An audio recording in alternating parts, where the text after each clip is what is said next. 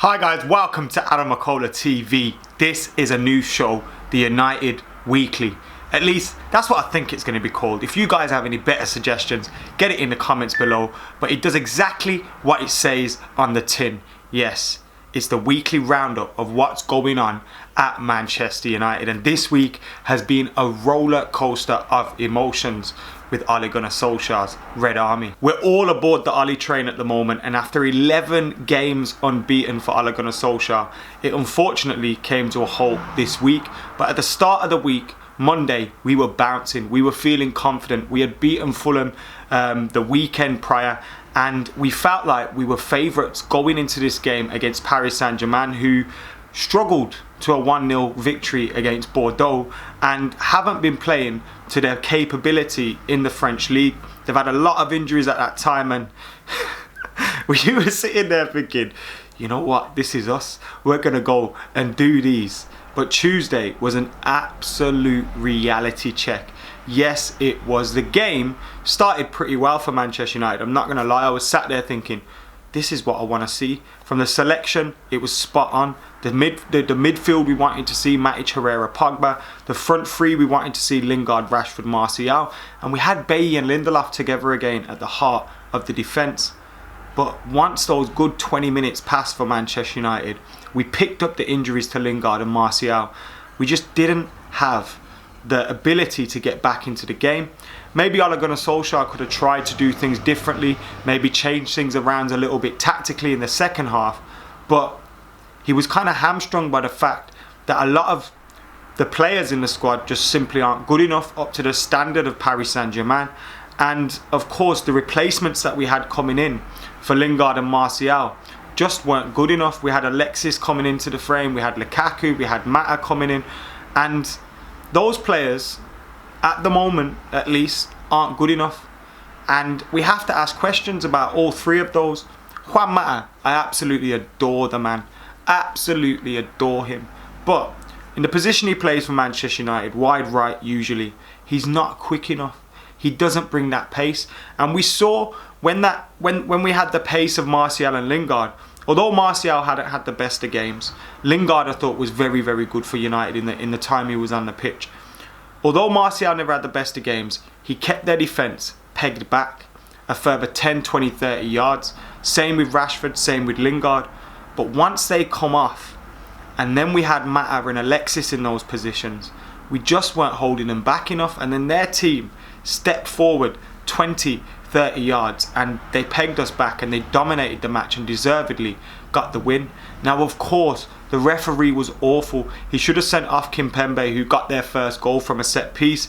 He should have sent him off for his pull on Marcus Rashford. He had given a yellow card to Luke Shaw for a similar challenge on one of the Paris Saint-Germain players, but failed to do it for Kimpembe, who was already on a yellow card, should have got another, and he didn't. It was a horrible decision, and we've seen them over the years at Manchester United in the Champions League. You're thinking of that Real Madrid game, sticks in your mind. But also remember Paul Scholes offside against Porto. Maybe Raphael's red card against Bayern Munich was harsh. You know, there was a lot of decisions that have gone against us, and this was another one. But ultimately, PSG with a better side, and we have to look at the replacements that come in as the reason why we didn't perform better in that game. Also, our fullbacks. Ashley Young is not a fullback, so I kind of feel sorry for him. He's not good enough though. Yes, I don't mind him being given a new contract because of the simple fact that I think he's a good squad player to have around. He's experienced, he's a great lad, etc. But he can't be starting week in, week out, and he can't be starting against Paris Saint-Germain. As soon as Di Maria had him, he had him on toast, and it was just horrible to watch, and it was unfortunate to watch, but United got done. The question I want to ask though on United Weekly this week is Alexis Sanchez done? Now, I'm not going to ask that about Romelu Lukaku because I think he's still young enough to kind of find something there. Whether he's at Manchester United next season is a whole nother question, and we'll discuss that later. But is Alexis Sanchez finished? We saw towards the back end of his Arsenal career that he wasn't performing that great, but we kind of felt that that was because he didn't want to be there. But now we're seeing him in a Manchester United shirt, and now we're seeing him perform, well, underperform, and he's done it so often. He's had the odd performance. We know that Manchester City away Spurs in the Wembley Cup semi-final, and a few other games as well. But ultimately, Arsenal, away in the Cup recently. But ultimately, he hasn't been good enough for Manchester United. He's on a super mega wage, and I just feel sorry for him watching him, because he seems to have all the energy that he used to have, but he just hasn't got the intensity. That nothing's coming off for him, and you can't say it's bad luck for this long. But I don't know what it is. Under Jose Mourinho, we kind of had the excuse the whole team was underperforming. It was difficult for a new player to come in. But now, under Ole Gunnar Solskjaer, we've got a manager who's allowing players to play and have a little bit of freedom. And he's a player that should thrive off that. But then when you look at what's been going on the pitch, just simply hasn't been good enough. Is he finished? Personally, I think he might be. It kind of feels like watching not Romelu Lukaku, although that slip of the tongue might be kind of right as well. But Radamel Falcao, I adored Radamel Falcao. But watching him, it felt so heartbreaking, because he was trying to do things and it just wasn't coming off for him. He'd always get in the right positions, but it just wasn't there for him. And it's looking like Alexis Sanchez is at that point in his career as well. Nothing's coming off for him. Is it the pressure of playing for Manchester United? Is it the pressure of all that money and, coming to a new team and having to perform? I don't know, but he should be used to that kind of pressure. He's been playing for pressure, under pressure all his life. And of course, Manchester United's a different kind of pressure, but you had a massive opportunity against PSG. You could have been looking at that thinking, got 45 minutes in a huge cup game. Let me try and get a goal or mark my imprint on this game. And he just didn't. I think he's finished, and it's disappointing to see. It really is. Remember how buzzing we were when we signed him? So following United's defeat against Paris Saint-Germain, I was feeling really, really down. And then I had Ollie saying stuff like, big mountains are there to be climbed and all that. And I'm thinking, Ollie, don't suck me in again, giving me that hope. But it's the kind of thing we need to hear, football players need to hear, especially young ones like the ones we've got. They're inexperienced in the latter stages of Europe, and that's a big learning curve for them. The next day, after that game against Paris Saint-Germain, Spurs beat Borussia Dortmund. So you know what that meant. A combination of Ole Gunnar Solskjaer losing his first game as Manchester United manager, Pochettino winning a big game in the same 24 hours, meant that it was Poch in time again. Now that had gone completely stone cold quiet from my front, looking around on social media, speaking to Manchester United fans. No one had mentioned Mauricio Pochettino's name in a long, long time. Many people seem to be all aboard the Ollie train. And then after one defeat, they come out of the woodworks. Now there does seem to be this kind of Mourinho brigade that has been left over within the Manchester United fan base that are kind of wishing for Ole Gunnar Solskjaer to lose. And it's really strange, because how can you want your team to underperform or do badly? And even then, how can you be like Ole in or Ole out aggressively on a manager that is an interim manager? He has been brought in to clean up the mess that was left by Jose Mourinho. Yet there seems to be some fans that disagreed with that decision, that want him to do badly because their man's gone. It's really, really strange. Get over it. I mean, even when I was clearly, of the opinion that Mourinho couldn't fix things at Manchester United, I still wanted United to win. I just can't get that mentality into my head. Unfortunately, on Thursday was the death of Eric Harrison, legendary Manchester United coach and legendary head of youth development, obviously notably for the class of 92. But there's so many players that come through at Manchester United, went on to have big careers at Manchester United or professional careers elsewhere, that owe an awful lot to Eric Harrison. He was someone that Sir Alex Ferguson trusted with to implement the United way. Now, he was at the club before Sir Alex Ferguson arrived, but when Sir Alex Ferguson arrived, he was part of a big discussion with Sir Alex in bringing through youth players, getting the best to the club and developing them and giving them the opportunity to shine. And we got to see that with the likes of David Beckham, Ryan Giggs, Paul Scholes, the Neville brothers, etc. But also, even looking at the likes of Higginbottom, Robbie Savage, they've come out and credited him with a huge part of their careers. So rest in peace to Eric Harrison. Thoughts and condolences with all of his family. He will be sadly missed, but what an impact he had on Manchester United, and it's a legacy that will never ever be forgotten. Obviously because of the success that they had, but also because I think Manchester United as a club do quite well in remembering important people that have been a part of the club.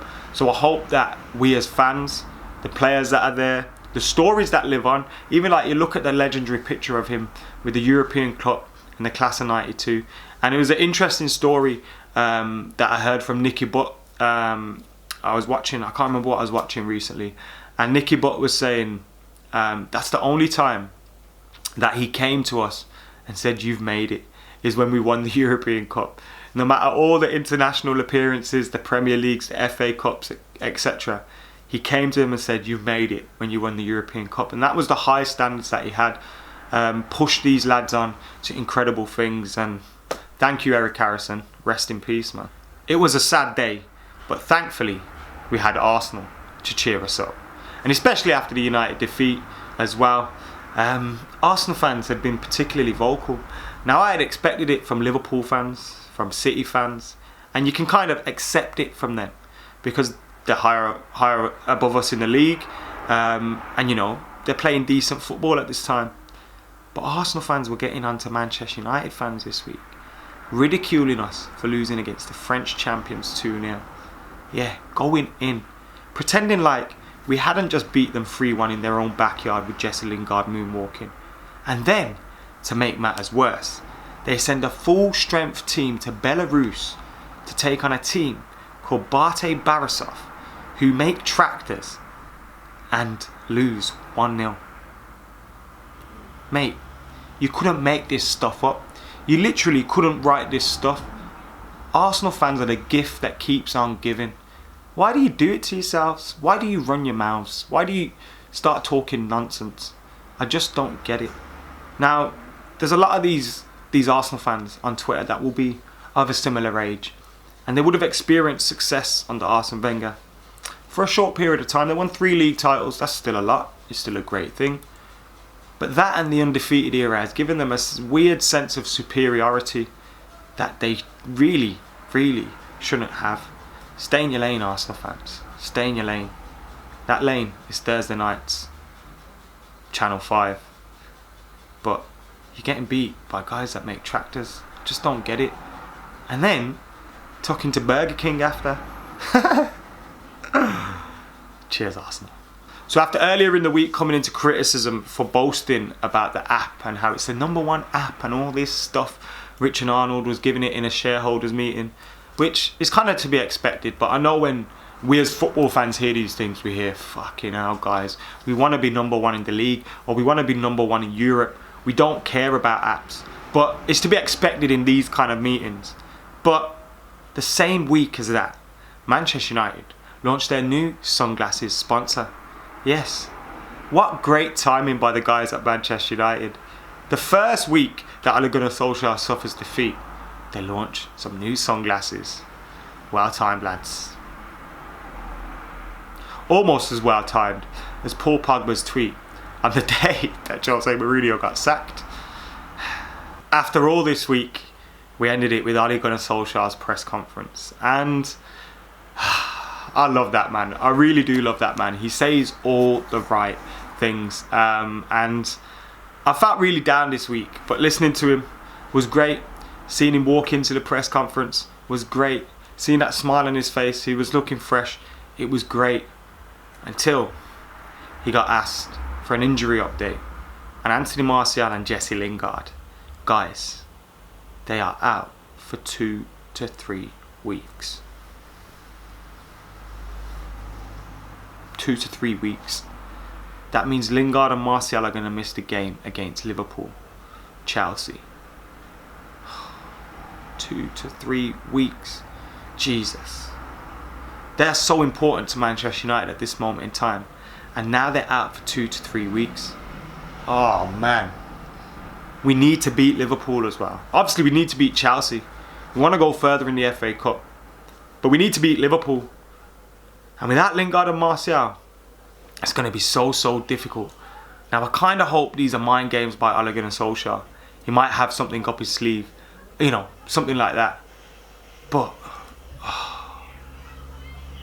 oh man, I can't. It's going to be very difficult without them. And to make matters worse, he was talking about who could come in for them. Greenwood's injured also. He name dropped Greenwood, which was, you know, you never hear that from the last manager. But Greenwood was a possibility. And then, he did say Chong Gomes could be used, which is obviously great news to Manchester United fans. But it's that, no Lingard and Martial. It's kind of just a mad mixture of emotions. Oh man. Imagine Chong Gomes though, against Chelsea and Liverpool. Even my phone's excited about that one. That'd be great. But no Lingard and Martial. Shit, man. Ole Gunnar Solskjaer seems confident though. And whenever he's confident, I'm confident. So you know what? I'm going to end this video. I'm going to end this video with a little bit of confidence. We need to get back on board the Ole train. We need to get back on board the Ole train. Yes, we may have lost against Paris Saint-Germain. Yes, the mountain may be very high to climb. But as Ole Gunnar Solskjaer said, mountains are there to be climbed. And like the song goes, ain't no mountain high enough. Because with Ole, maybe, just maybe, we can do it. And it's 20 years on from the treble. If the impossible was ever proven to be possible, then with Ole Gunnar Solskjaer, maybe it is. But without Lingard and Martial, Alexis and Lukaku really need to buck up their ideas, man. Seriously, lads, pull up your socks, sort your shit out. Let's get it together. Anyway, guys, this has been the United Weekly. Hope you enjoyed it. We'll be back next week when hopefully we'll be discussing a victory in the FA Cup. Hopefully. Fingers crossed. Make sure you're liking, sharing and subscribing. Keep it locked to Adam McKola TV. And for now, I'm Adam McKola. I'm out of here.